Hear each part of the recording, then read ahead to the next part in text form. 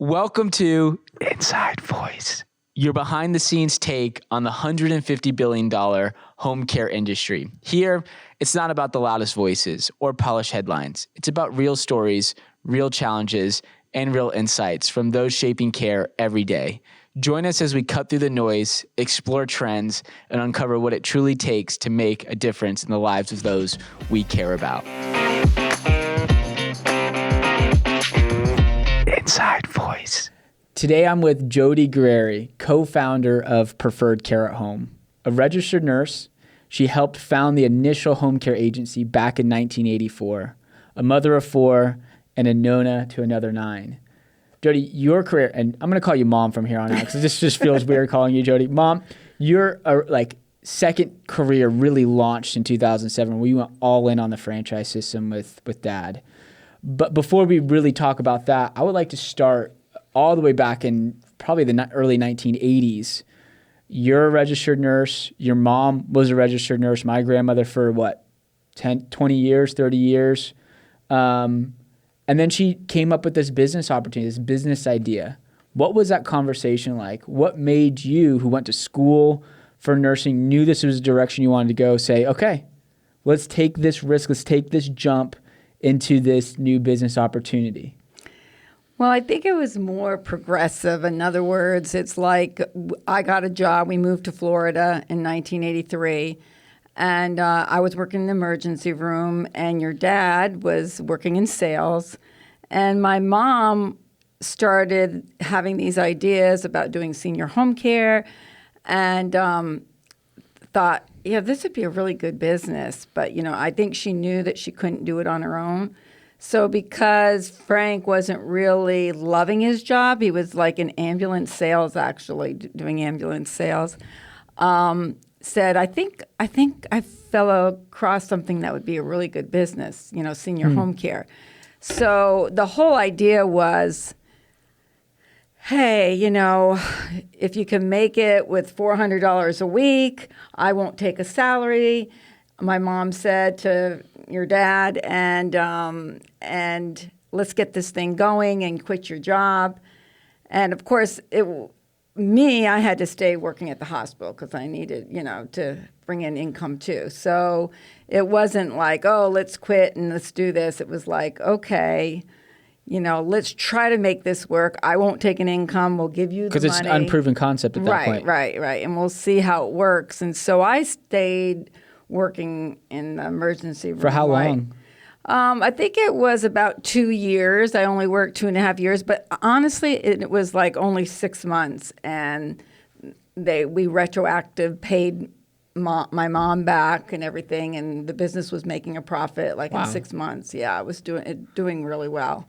It was something that was really needed in that area, so it kind of took off very fast. How do you think your experience and your mother experience being a registered nurse in the 80s shaped the way you guys had a certain standard of what, if we're going to do home care, this is the standard in which we're going to do it at, that maybe we even see here today that calls back to the standard you guys put in place back in the 80s?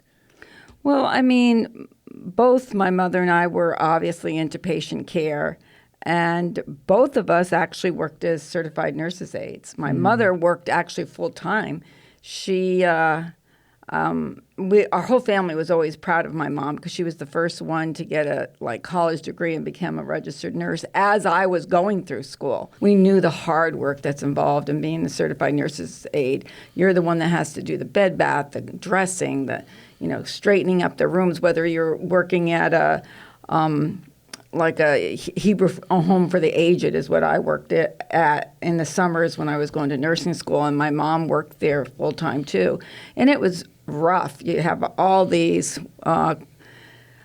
patients, and there's so much work that needs to be done for them. So we have a real respect and understanding the difficulty and hard work, not only hard work, but the compassion that you have to have for these seniors because they're in a vulnerable state It's often a thankless job, and the reward that they will see is not on this side of heaven. And it sounds like the founders knew that. Right. And maybe you guys, the way we communicate to our caregivers, the way we appreciate the work they do, calls back to we get it. Right. And I think that helped working in an institutional setting helped us with realizing, wow, if a CNA just has one, patient, what great care they can have, that you're not rushing from patient to patient, and trying to get all your work done and feeling like you're not really giving enough to each one. So I think we really like the idea of, wow, this is so much better care if we can just have one client that you take care of, you can meet their needs, all their needs, not just their physical needs. Isn't that crazy? It's both. It's for the caregiver and it's for the client. Right. And caregiver could feel like they're accomplishing something, doing something good, and the client is getting the necessary care they need to be able to remain safely and have dignity. And it's interesting because one summer, I worked the whole summer, and it was called the Hebrew Home for the Aged, and down in New York City. But then when New York City. Then when I was waiting for my license to take my boards and get my registered nurse license, I got a private duty case. My mom helped me get, and I worked private duty then. So I saw the difference between, working in a nursing home. Describe that difference. And it was different. It was just one. It was a lot more easier. But honestly, back then in the early 80s, they had you working. It wasn't like it is now where light housekeeping. It was, I'm running down in the basement ironing clothes. When the bell rings, running back upstairs to take care of them. I'm cleaning out garbage cans outside. I mean, it was like they had me working, and I just went along with it because I didn't, that back then I don't know that it was, if you're willing to do it, they were willing to let you do it. Sure. So I really want to talk about the launch of the franchise system and that journey. But before we even get there, I think it's worth stating we have a sale of this agency that you, my dad, my grandmother built, sold it to a hospital, retired, moved to Tennessee to family compound where we were supposed to live there and generations were supposed to live on that farm, and that was supposed to be something that was going to happen. Obviously, God had something else in store. Within, I think it was 2 years, everything was lost. The stocks and different things you put your money into went belly up, and you're sitting here now at 40 with nothing and having to restart. Walk me through that journey. What did you learn where you lost everything before launching the 2007, before launching that, to where, maybe there's seasons of plenty. So what have you learned during that? What did you learn during that season? Well, I mean, we had bought property up in Tennessee, like 50 acres. So we had what we purchased, and we had this little house on the property. So I can remember walking the property and just saying, God, what are you doing? What do you have in store for us? What's going on here? And I mean, it was a scary time, but it also not too scary, I'm going to say, because we knew that we had something that if we needed to make money, we could go back into senior home care. Even though I think at the time, your dad was like, I'm ready to do something else, but there was the income coming in at that time, and the income stopped. So then it was like, okay, we need to really make money. Like, how do we do this? Well, we know how to do it. So immediately we were like, okay, back into home care. So we bought an office down in town and put a sign up and started home care again. But one thing I can remember, I remember saying to Frank, and I don't know if he mentioned this, but I used to walk and I felt like God was saying, don't worry, I have something even bigger for you. You have it, but you don't see it. And I remember coming back home and I said, I think God has something else for us, another chapter for us. We have it, but we don't see it. And he goes, what do you mean? I said, that's what I feel like God is telling you. You have it, you just don't see it. And so your dad thought, well, maybe there's oil or minerals in the ground. We have it, but we don't see it. And he literally got it tested, the ground. Yeah. That's how much he believed in my... Well, you were right. But yeah, because it's like we have it. We have the understanding of home care, but we don't see what we can do with it yet, So, I mean, I feel like, my story can't even be told unless it's like, obviously, where God's hand is in everything. Frank did mention that story. Oh, did he? Yeah. And talks about how he goes, first, you don't have the mineral rights. Second, there's no oil. Anyways, moving forward, so the business launches, you guys get revenue in, you get more money. In 2007, we decide to go to franchise this model because we've done it successfully a handful of times. We can teach people how to open up and operate a senior home care franchise. This is in the brink of a major recession and the housing crisis. Man, you guys know when to pick times to do things, but the thing is with entrepreneurs, there's no right time and there's also no wrong time. So talk to me about that season. And I think that started because knowing the business for 17 years or whatever it was, 17, 20 years that we did it, Frank didn't want to just keep doing the same thing, running them the same way. He wanted to expand either through managing several offices and having a central office, or then he came up with, well, what about franchising? Because we like to teach people, we like to, mentor them, and maybe that would be a good model instead of managing. What are we better at, managing or mentoring? So it appealed to him that way. Now, it wasn't a passion of mine at all. It was just something that he was like, this is what I want to do. So obviously when he said he wanted to do that, I just got behind him and said, okay, well, what do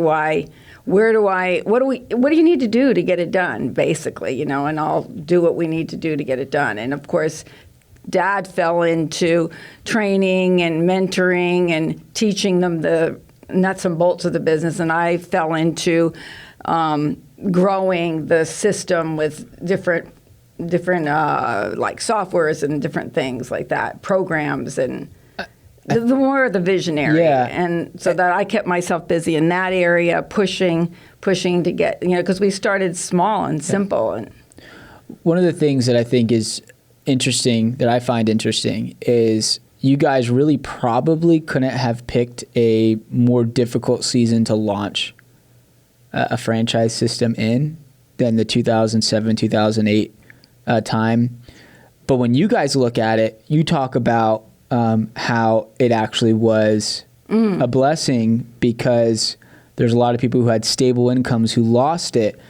And it lost their jobs. It brings to mind that if you have the correct perspective, no matter what's going on, you're going to be able to tap into the necessary market and take advantage of no matter what type of global economical issue is going on. If you have the right mindset, and you guys had no choice but to succeed.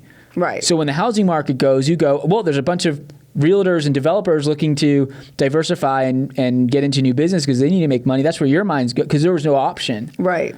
To talk to me about that pivot. I mean, listen, you guys were on the receiving end of it. You just bought a house in Florida, and literally 3 months later, the market crashed. Mm-hmm. That's right. That's right. So walk me through your and Dad's just unwillingness to give up and to always look for the opportunities. Where do you think that mindset came from? I don't know. I think it's just like one thing Frank always said is this is senior care and it's recession proof because there's always going to be seniors and they're always going to need care. And they always have usually a savings that they've prepared for the end of life, and they're going to use it to take care of themselves at home. So in his mind, he felt that this is great because people are struggling, and now they can jump into a business that's recession-proof almost, how you... Yeah. So, I think that was our mindset. And so we went with it, and it was positive and really just word of mouth, starting with friends knowing in Florida and word of mouth. And, hey, yeah, I know you've done home care all your life. Yeah, this would be a great thing, Sure. Yeah. So it was just started like that, and really word of mouth. Yeah. So this is where you really went full in with Dad on helping launch what we know as Preferred Care at Home, and building it to what it is today. What was that? I think we have a handful of nurses and a lot of nurses who are interested in owning their own business. You as a nurse, what was the most difficult part, or how did you transition from clinical, patient-orientated, client-orientated to I'm a businesswoman now, and I need to create processes, and I need to make decisions that are business-oriented. What was that transition like for you?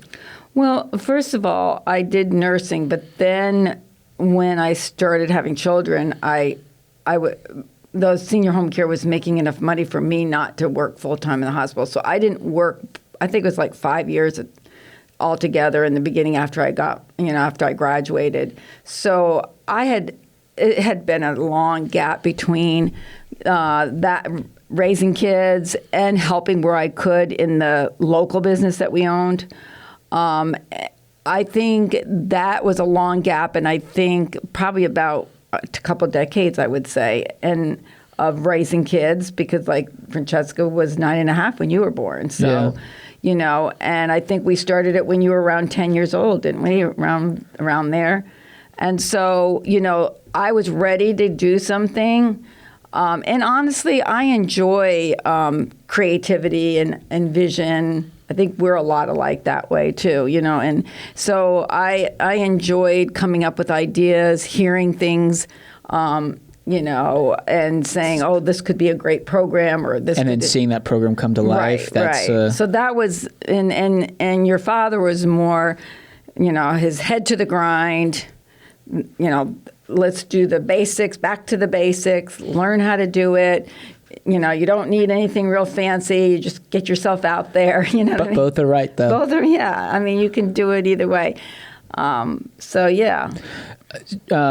You helped grow this business from one location to a national franchise, 60 individual owners, almost 150 units, 20 different states. I don't know if you feel the full impact of that, but it's pretty amazing. I don't think we ever do. You're working, trying to, stay ahead and make the system bigger, and you have so many, setbacks here and there that I think it's hard knocks of life, maybe you could say, so to speak, that you just learn to just keep getting up and going on, and I don't think it penetrates you really, like, oh wow, look what I'm doing. It really never does, I don't think. Yeah, no, and one of the things though is whether I've done, the system has grown, and one thing that I think our owners have adopted is the family feel. Mm-hmm. And I think we've done a really good job of safeguarding that, and it just comes naturally. Yeah.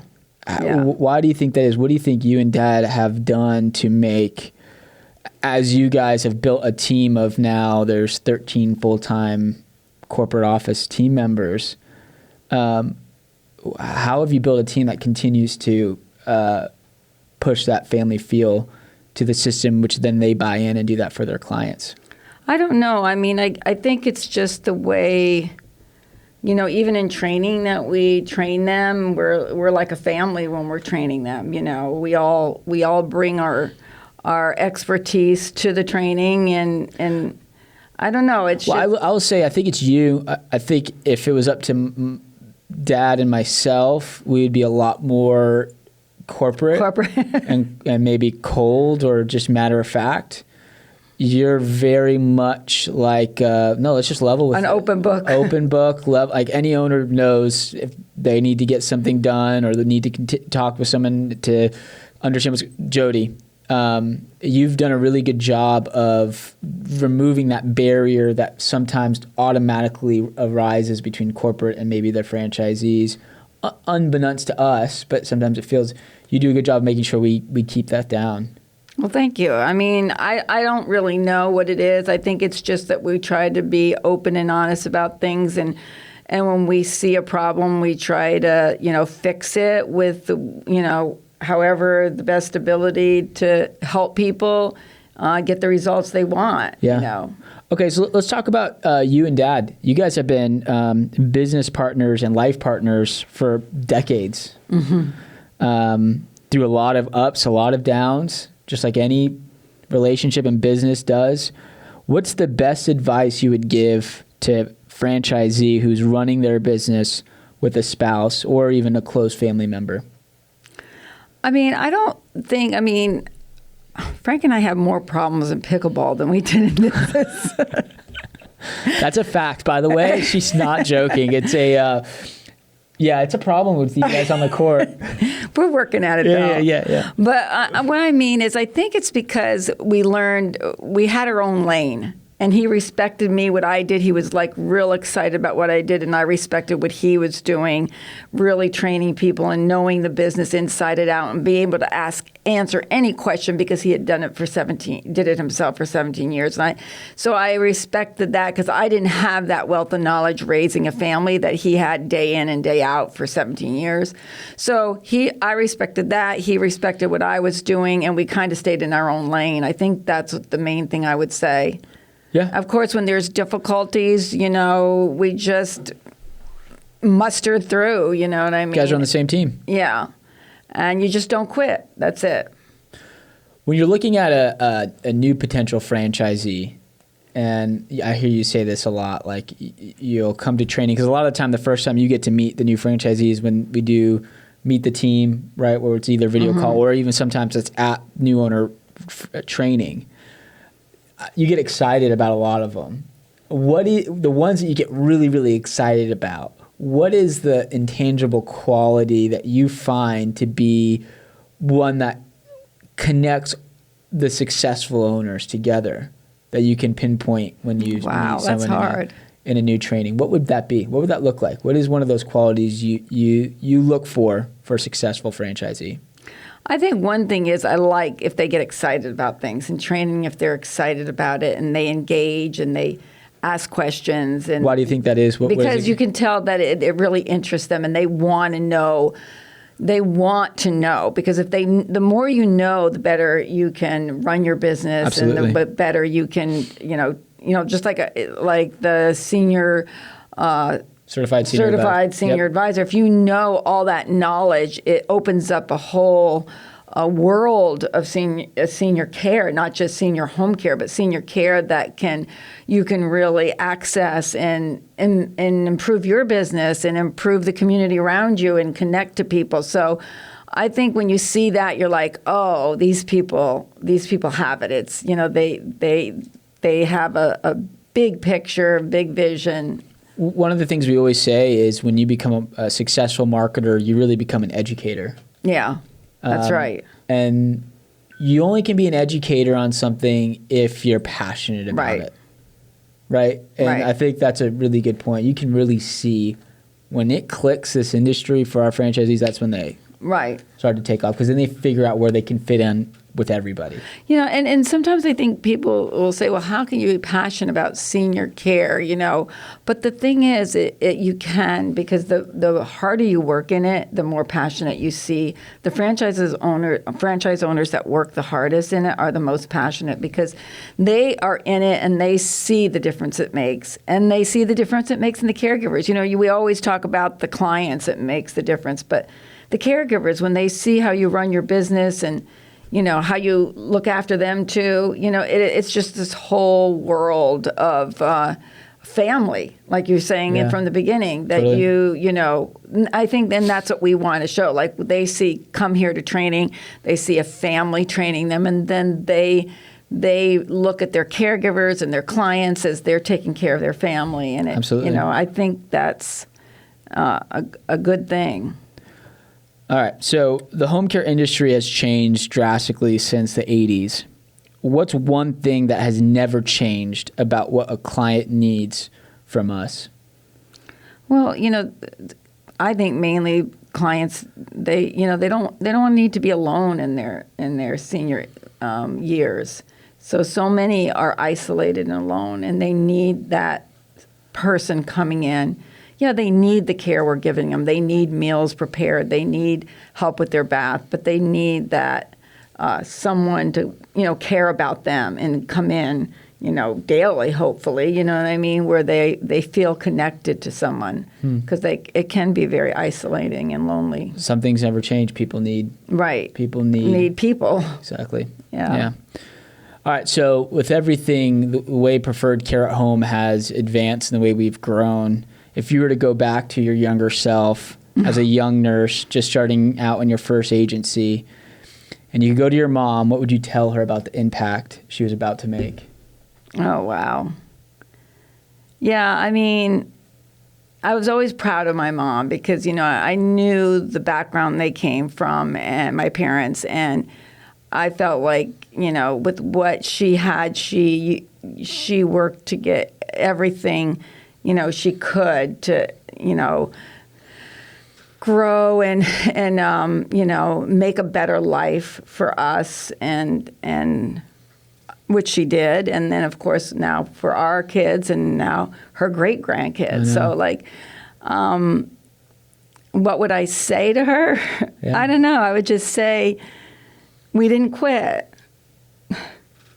And now it's generational. Yeah. One thing, when she passed away young at 69, and I'm going to be 67, so that's getting up there. But one thing I've told this to franchise owners too one time in training class is that if you want advice from her, I remember when we went through her things after she passed away, she had this little piece of paper and she had it folded, and it said, it was the poem about don't quit. It was like, whatever happens in life, don't quit. And she had it in many places. And so that's what I would say, don't quit. And we didn't. No, we didn't. I asked that question because I think there may be owners here who just feel like it's your story is your story, but it's not relatable to them. And the answer is like, no, it is. This industry is generational. And the way it's blessed our family, it will and can bless others. Absolutely. And that's why we are so passionate about senior care. It not only makes a difference in the lives of seniors, but it makes a difference in the lives of the operators. That's right. And I mean, that to end on too is, I would say, is that one of the reasons why we wanted a franchise and teach others, because we said this is an industry, this is a business that so many people can be blessed by, because it blessed our family more than we ever thought, and that's what made us excited about franchising and training and teaching other people to do this business that brought us so much more than we ever thought we'd have. Yeah. Well, Mom, thank you for being on the Inside Voice podcast and being so open and vulnerable about your story. I think it resonates with a lot of the franchisees, and grateful for you. Well, you're welcome. Love you. Love you. Thanks for listening. Make sure you give us a follow so you stay up to date whenever we drop a new episode.